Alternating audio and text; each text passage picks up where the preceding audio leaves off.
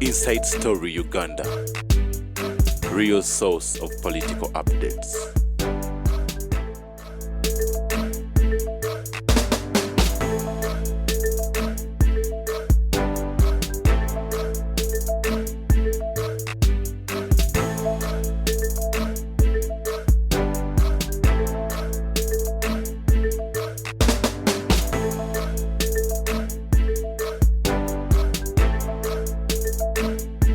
Inside Story Uganda.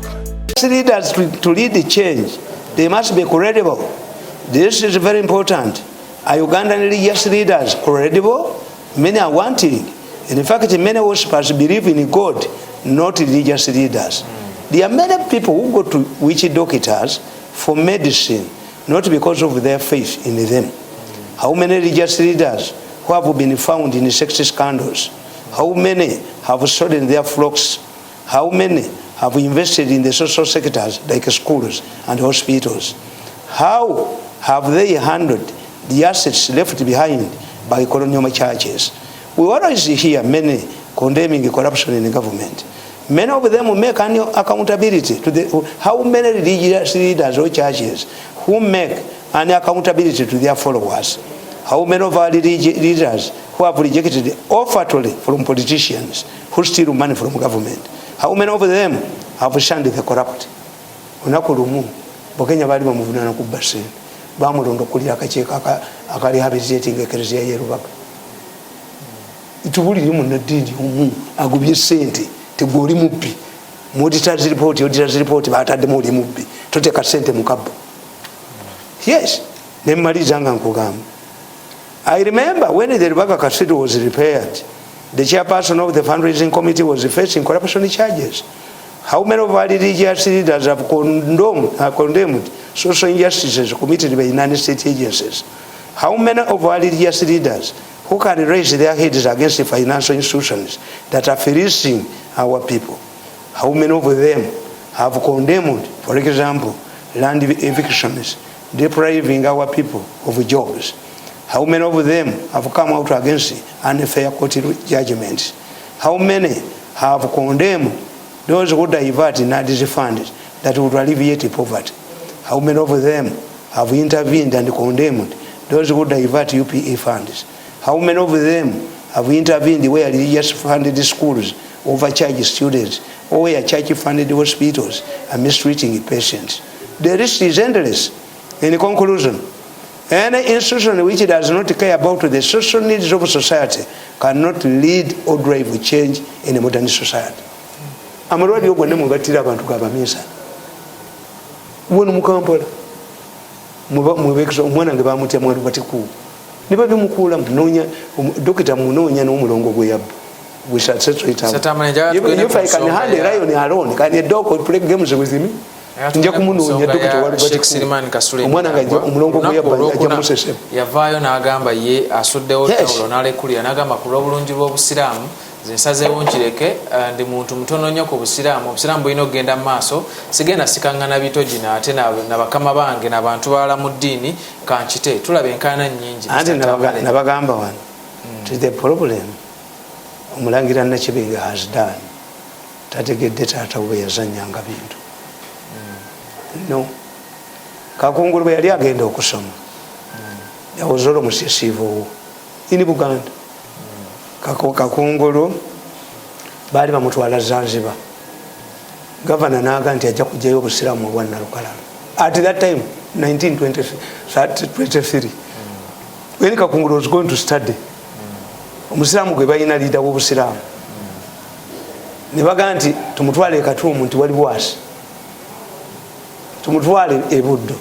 Eyali headmaster w'e Buddo n'aga nti nammwe mukimanyi. Essomero twalikolera ki? Bakristaayo buli ajja wano alina okubeera omukristaayo. Abasajja abasiraamu ne bagamba bamasheeke nti kati zivuge kati muga ataasome. You have blocked all the his exit point. Taasome zivuge. Abasiraamu baatula ne bagamba gavana zivuge. Gwoli mupya wano zivuge zaavugako.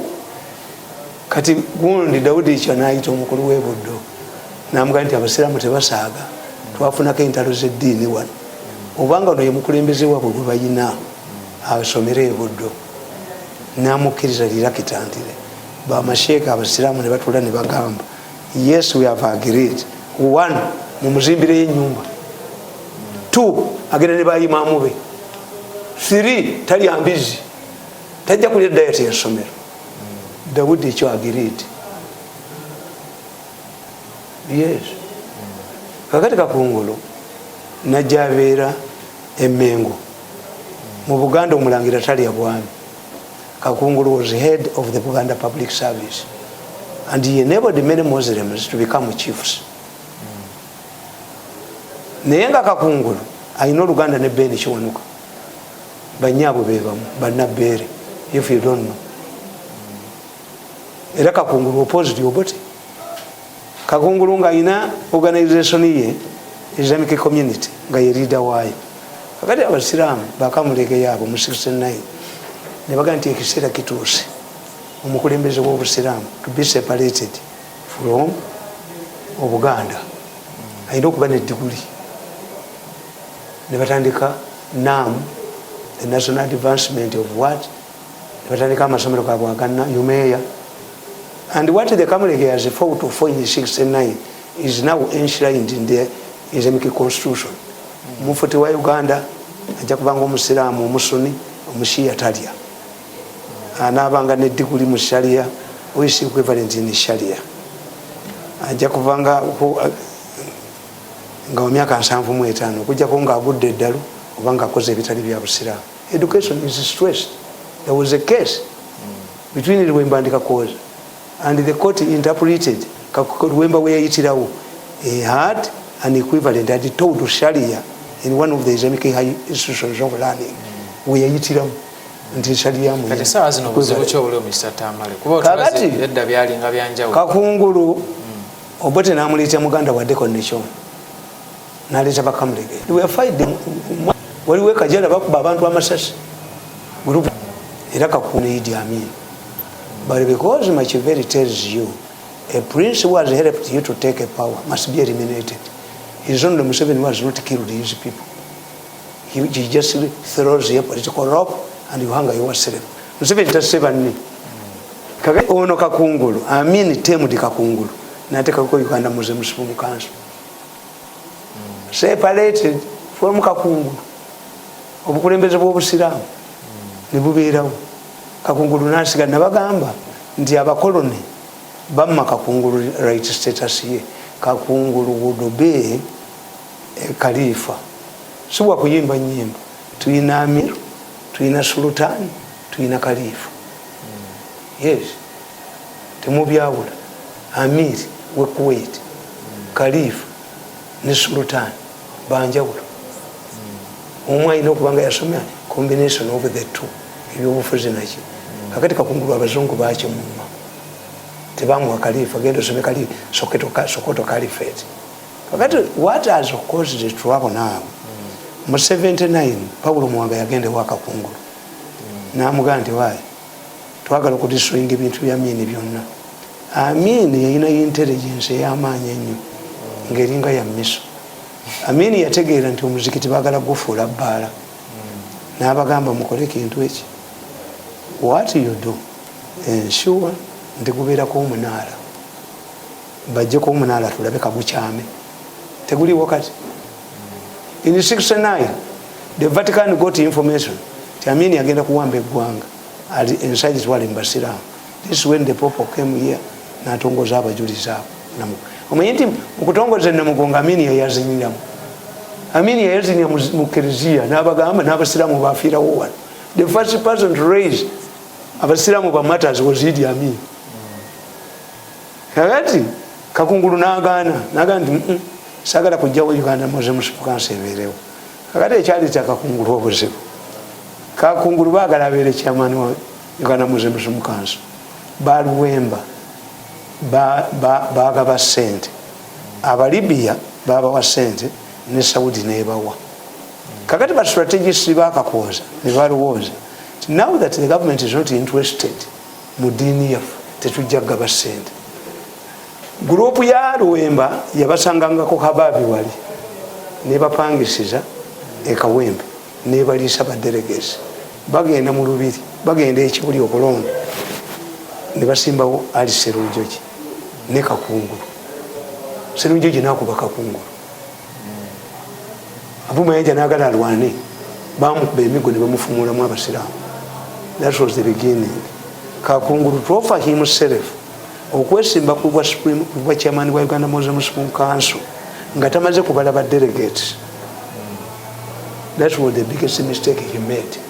Ekitiibwa kye kigenda nga kikola kikendeera. But he died nga alina respect. Nakugamba nti ennyumba ya Kakungulu eyo teri leader atagigenzeemu. You saw even Bobi Wine. Before the president left yagendayo.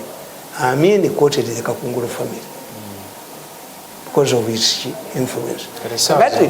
Ekireesa obuzibu olwaleero nti Nakibingi, I used to talk to Nakibingi, I used to go there. Twogera bulungi nnyo ne tuli embuzi yaffe. Mbuzi tutula ne twogera. Many people know that I'm a highly intelligent man. I heard that the president told them that man is a genius. Bw'aba bakubye mwennamu akanywa. Kitegeeza the man is a genius. Temumpoganira. Kakati Kakungulu yafuna ebizibu ebi. Which government must learn in the future. Government ya Museveni terina public relations. When the Kabaka came, there was an arrangement for him. Yadumusuza mu hotel. He ended up sleeping ewa Captain wa Lugembe Joko. Eventually it was discovered in Teri Muganda in Nakasero. Bwe yava wa Lugembe Joko, he went ewa Mukodomi ekomambo. Mukodomi n'afiira mu accident ne bamugamba sharing the house with the Kabaka. He would have departed the house. Naye neewuunya omukyalo oyo yalabirira Kabaka yajja nga akaaba ewange nga ba Buganda Land Board babba ettaka lyabwe. They don't appreciate. Kabaka teyafuna na mmotoka nakugamba nti Abaganda beesonda mu sente miliyoni 3 bagule benze wawava muno omugundi omutaka ow'ekika ky'ekinyomo bamuyitangane Professor bwe baatuuka ku gundi wano kino ekizimbe nga tannatuuka ku gundi bakiyita batya bagenda ewawava muno wale nabaga nti bazikulunguddemu ekidumusi n'ensawo yagiyina teyaddamu kulabika bamusanga Makerere obuwala 3 bumuwembejja ng'ezibadde miliyoni aga gwayambadde yabba sente za Kabaka. The government did not give Kabaka. Even there was an argument between Bataka and Museveni. Tumuyite tutya Kabaka nti birinda constitution until the Baganda forced Museveni before the constitution was made. But the government had no plan for the Kabaka. This is why kakati no Kakungulu era naye bamukola bweba. Kakungulu went and worked in the Bank of Uganda. Tebamutunuulira future ye, humiliated. N'ava ne mu Bank of Uganda n'agenda mu Libya. Kakungulu called me one day n'angamba nti ettaka lyange liri Kawempe. Baali ndowooza wali poliisi. Baali baliwenga mu miliyoni 600. Naye nawandikira president ansasule.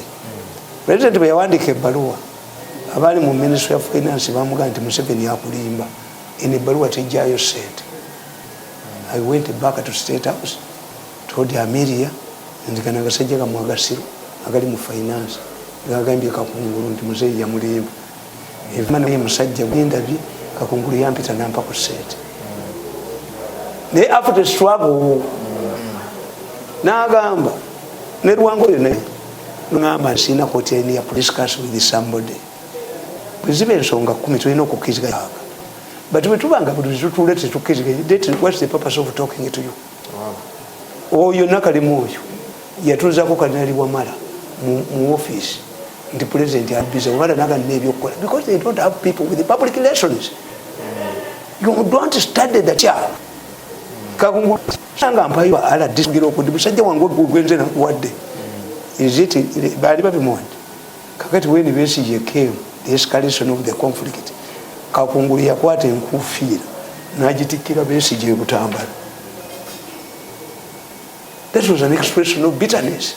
President alina okubanga n'abantu abamanyi nga kintu musoke that type abakulira mu bintu by'ekiganda abarespectinga abantu nti tosobola kuddira musiraamu nakalema n'omusindika kibuli kukiikirira Museveni omukazi talina anajeneza.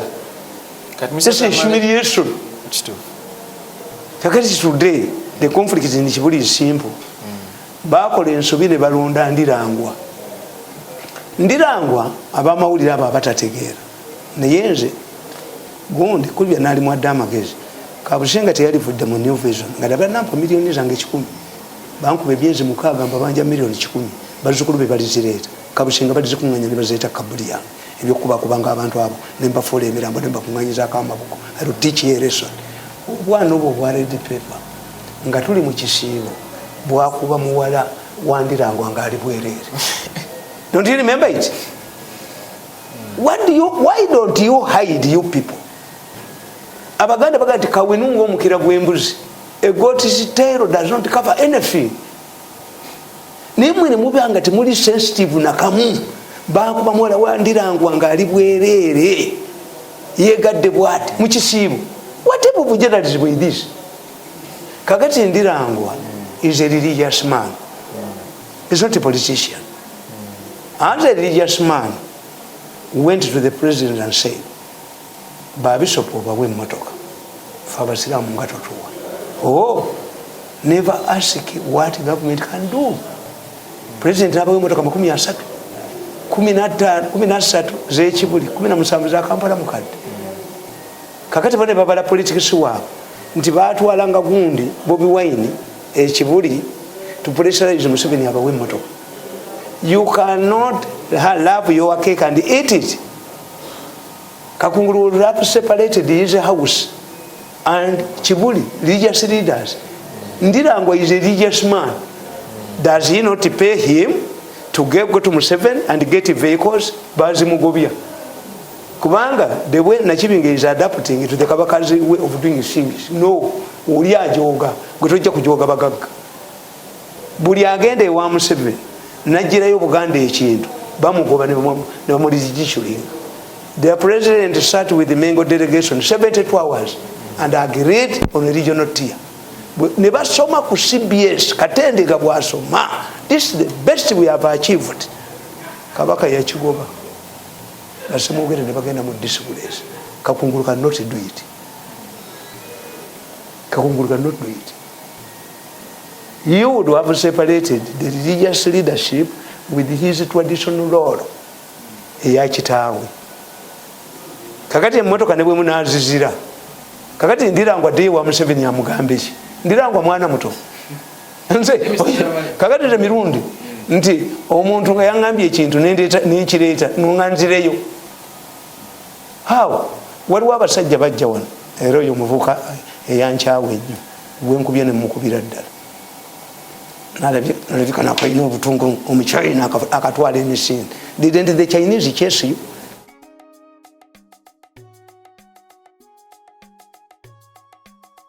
China. I penetrated your Jama. Kakati nkugamba nti omuvubuko olunaku lumu twali mu State House nga baagala omusolo gwa TV era babbe.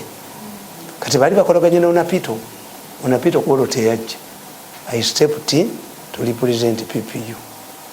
Kakati kyenva ngamba president omusolo gwa radio ogwo guyina ebizibu ebyo. One, they are saying the allegations that Yowamuko owns this company. Uganda will ask, are they funding Yowamuko's company? The second point I told the president, the money they are charging living on these TVs is more than the cost of a new TV set.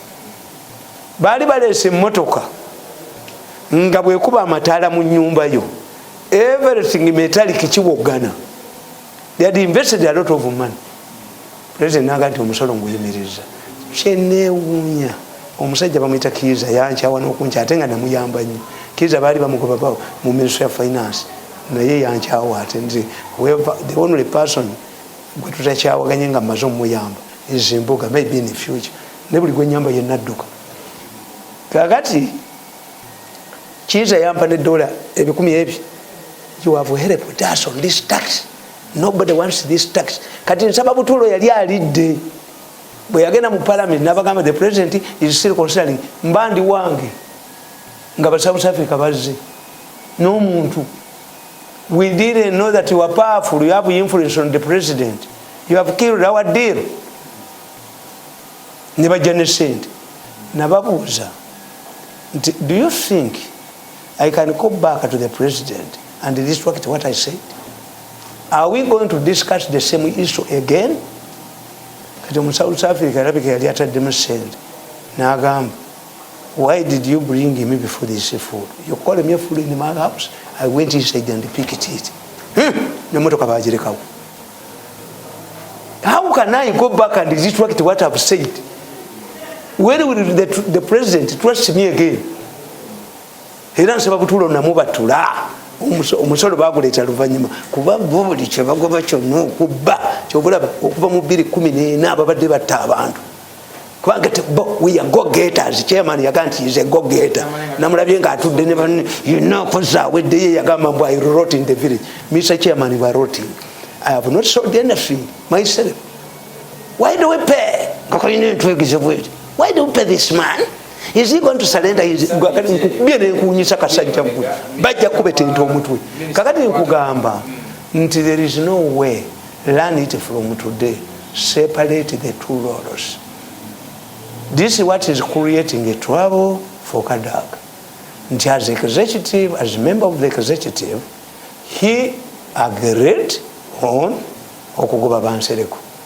But as a speaker, lulu yekyuka nyiza okubeera mu family faza ali mu family musamira ne muyisa ruling nti muzimbe essawa.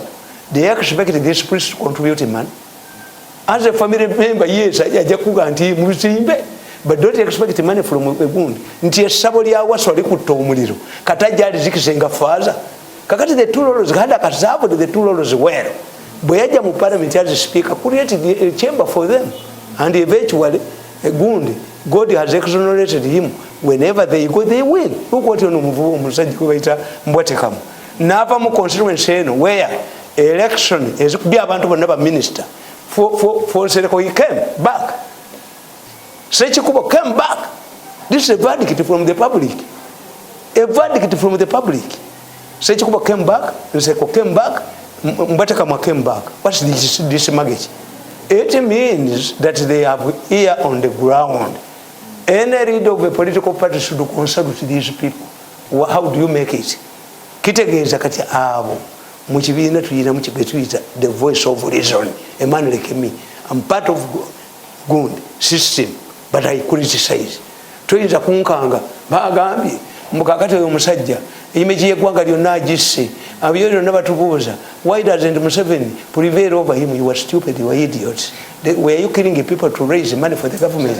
I'm helping the president, is not a part of you, and I will continue hitting you until you unlock my account, until you compensate me. Njababatula.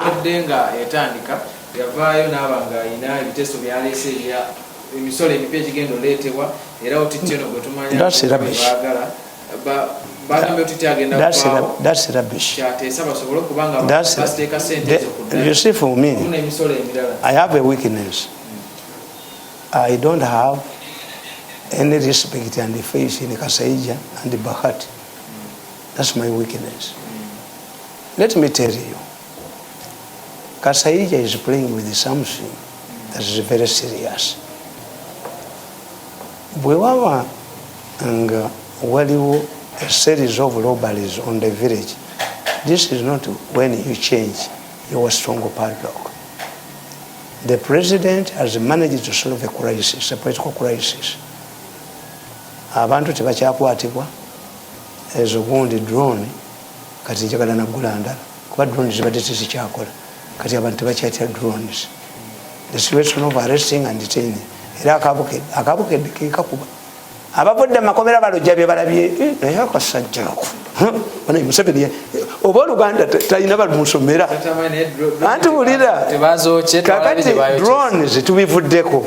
The country is going back to normalcy. Ugandans have emerged out of the COVID kwagamaya anti bulira n'abantu abamu balanzigale abantu b'omuwina abatunda engoye market, you could create a market, ogula ekizimbe nimudira waliwo akatale gundi obutale bungi nnyo obutundibwa nomugwanya ebutabi no akeera kumacha kunyaga owino okutabula bantu. Kakati today what has caused us trouble? European Union is threatening to cut off aid. I told you they move together. Once the European Union threatens, the Commonwealth comes in, and the America always the final ones. What is causing this? Lwaki batumye sente? Kubanga bali abazungu bagezi. Buno obuvubuka ekibutwala ewamukakanizi ekyabutute omukyayina yakatutte n'entwe yako n'entwe kasajja gwenja kukuba mu vidi ng'omukyayina akutwala n'obutubu obukujagaladde. They are looking for money. Sente zinatambuze. Yes. Why I tell you, we have people who can help you on diplomacy. The president has stabilized the country. Insecurity tekyaliwo. Okwata abantu tekukyaliwo. Kubanga okwata abantu kitegeeza nti criminal will also go scot free. No, tukiyita extrajudicial or state inspired violence. But the criminal must be handled. It's a question of methodology. Nti mugenda okwata abantu temugenda mu motoka za police. Why are you hiding?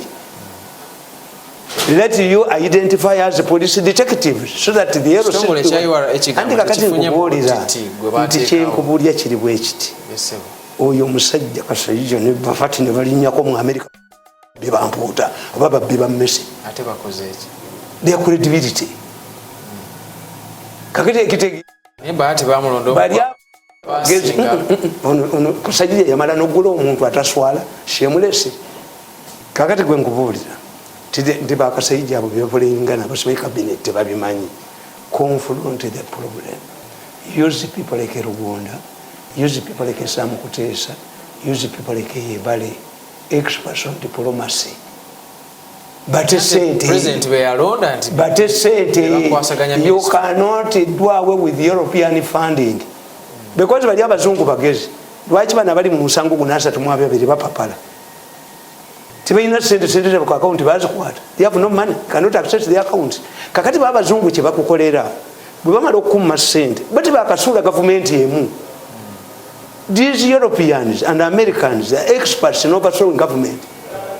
Bwe bakukola bwe bakumma sente gwe ng'ogamba ng'owalaze empaka ng'ogamba kantakisinga abantu n'ogamba gwe kasayija gwe musajja gwe n'oyogera mu bantu n'ojja mu bantu n'oyogera n'ogati emmotoka ogiteeka ku luguudo emitwalo 8. People riot. Kasayija okufuluma Kampala alifuluma mu coffin.